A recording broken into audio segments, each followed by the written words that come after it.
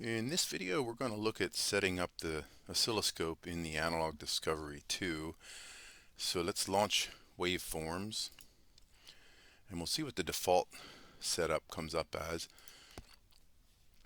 The scope instrument is right here, so we'll click that. First thing I see is it comes up with a dark screen. For saving files, we'll want that to be light. So let's go to this. I think the gear icons are where you'll find a lot of the settings that we need to adjust. So let's do the gear icon there. Yeah, and let's change that to a light background. Okay, what else do we want to do? Let's go ahead and hit run and see what we have. Let's see. Okay, here comes something. Right now I have a little photocell in a voltage divider feeding a voltage to channel 1. So I'm going to slow this down. Looks like we have our time base is here. Right now we're running at 1 millisecond per division, so each one of these blocks is 1 millisecond. I'm going to change that to a full second. There we go. I'll just no, it's a minute. Here, I'll find 1 second per division. And it scrolls left to right, I see. There's a little histogram here that I don't care about. There's probably a place to get rid of that. Is it in settings? Oh yeah, edge histogram. I'm going to turn that off. I just don't need it. It keeps a track of everything that's happened in this little space, but I don't really need that.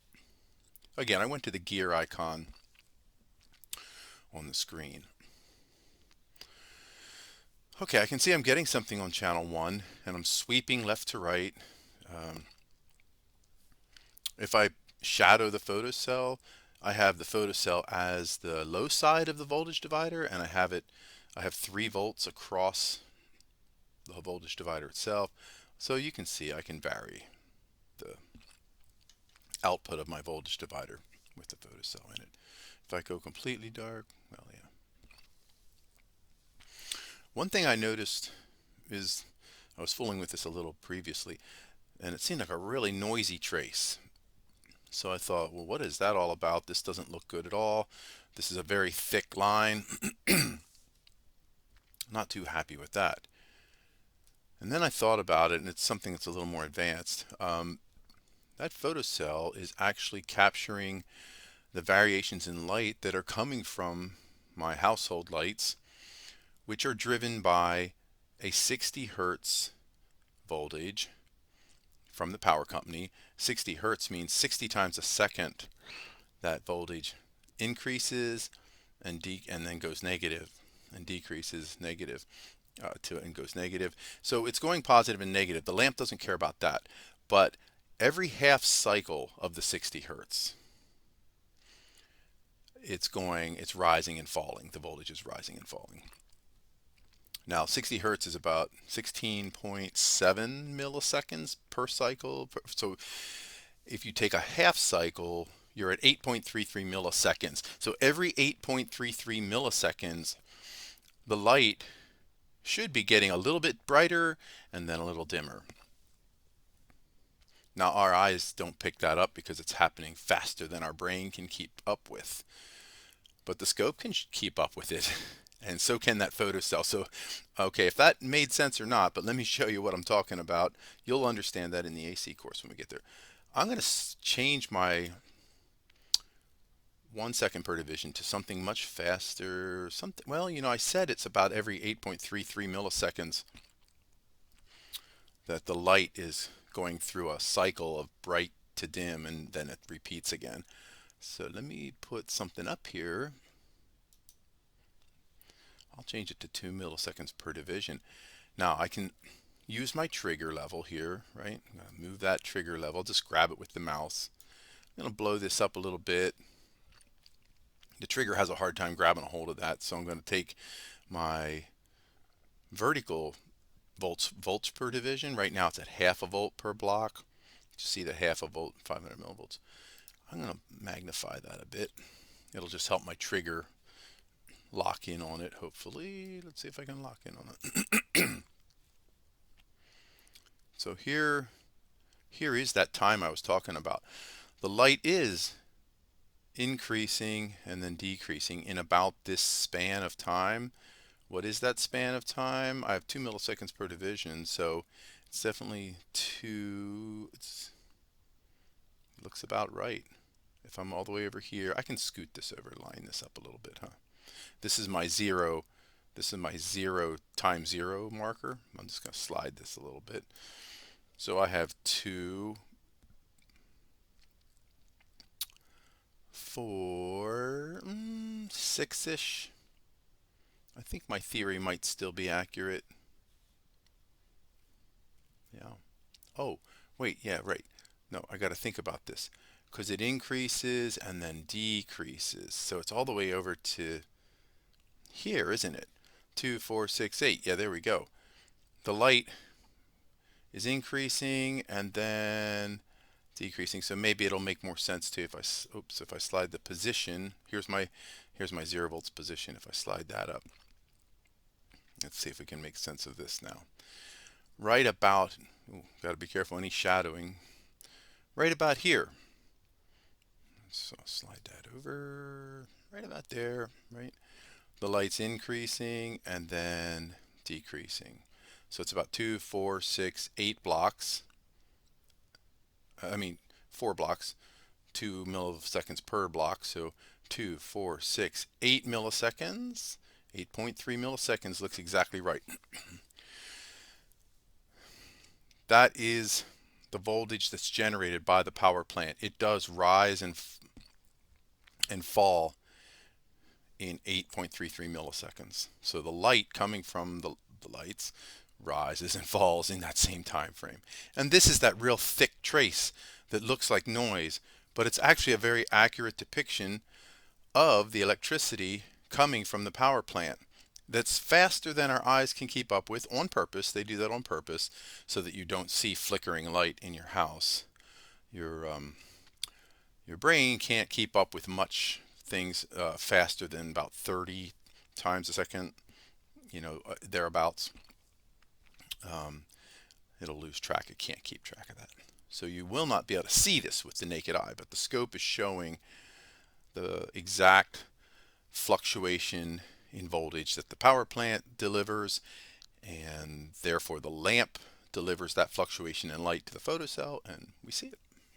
So all that to say that that thick line is not a problem with our analog discovery scope. It's doing a fine job, actually, isn't it? Okay, so this is my 0 volt level, and with this PC scope, you can just drag, grab stuff with your mouse and drag it around. So my trigger level, I could also probably set that trigger level somewhere. Here it is, right up here. So I could set that to whatever I want, and it just moves, right? So you can do it, type it in. I see my trigger is on set for a rising edge. It's set to watch channel 1. I could also switch that to channel 2. I'll leave it on channel 1. And then some of these defaults we could look at later. But so far so good. We're getting there, I think. It's useful. Let me go back to the slow scan now that we've understood that thick trace and what that's all about. So slow is what I want. So I'm going to go back to sort of like 1 second per block. Where am I here? Here I am.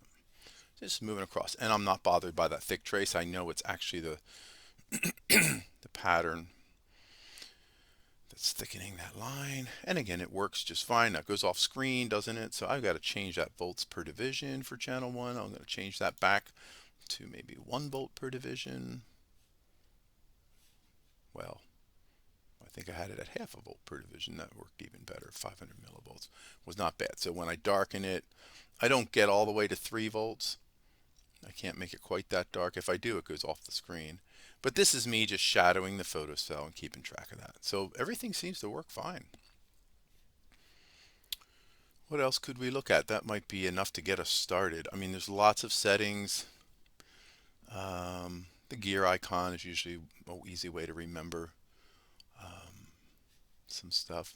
Let me look in at the channels settings. I always forget what this noise box means. Does that mean we're getting rid of noise, or does that mean we're leaving noise? I forget. So probably if you check it, it means let the noise in the signal. Does it seem a little noisier? And if you uncheck it, it does some kind of noise filtering maybe. That'd be my guess. We'll see the whole signal. We'll let the noise exist. The attenuation, that's probably if you had a 10 times probe, you would match it up. We should be okay with just the 1x because we don't have probes connected. Sample mode, we're averaging, are we? So I don't know what these, but I guess average seems like the way to go. Okay, so I don't know if there's much to change. You can change the labeling if you wanted to call it a certain thing here. These are all little details we can look at later. I think we got it covered. We got it running. Mostly I wanted to show you, the main settings. Start and stop is here. You could take a single acquisition if you want. We're going to leave it. Did that switch on me? Did I have that as repeated and now it went to screen? I got to look here. I have to look those up again to remember what these mean. Repeated versus screen and so on. So we'll have to get into that a little bit. And trigger mode, you can leave it on auto. If you click it to normal, it will only sweep when a trigger signal is present. In auto mode, it just sweeps all the time, whether a trigger signal is there or not.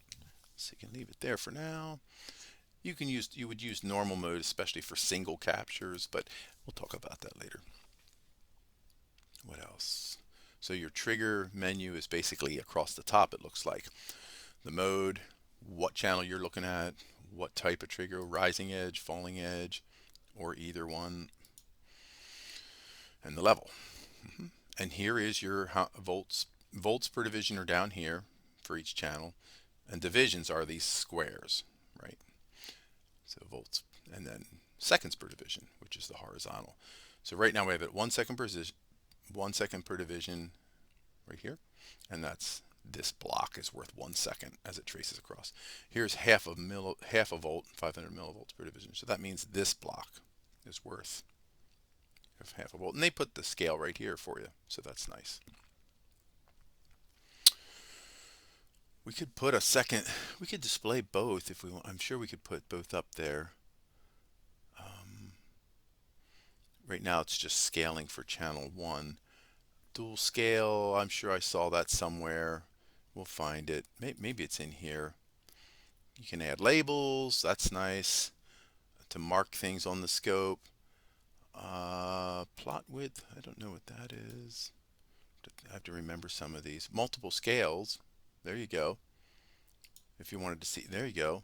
Okay, so go to the gear icons and you can find things pretty easily, I think. Okay, go back and run this. Yeah, that's just start and stop. Yep. When you do have a setup that you like and you've got it all locked in, save the workspace. Up here you just click on it and save it, because of course you don't want to go through this every single time.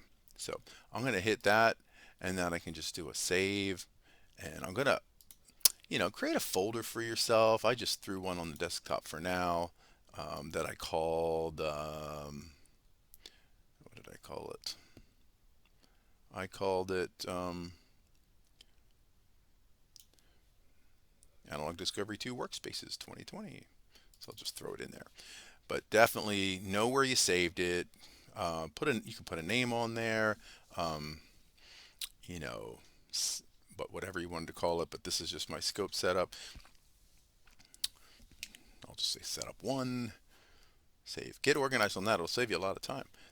Then the next time I don't have to do all these settings. So I have all my settings that I like. When I X out of it, you know, otherwise I don't know that it saves those. So look here, let me just open this up again. Yeah, see, I'm back to, I think I might be back to square one. Let's see. Yeah, see, it just goes right back, and I'd have to get all those settings again. So I don't want to have to do that every time. I don't want to save that one. So here's my AD2 Workspaces 2020. So I can go right there, set up one, and click on it, and bam, I'm right where I left off. Okay, so definitely get yourself organized to do that kind of stuff. I'm sure there's more stuff to cover, but that'll get us started, I think. I didn't show channel 2, but channel 2 should be ready and ready to go. No problem. All right, we can do another video with more topics later, but this will help you get started.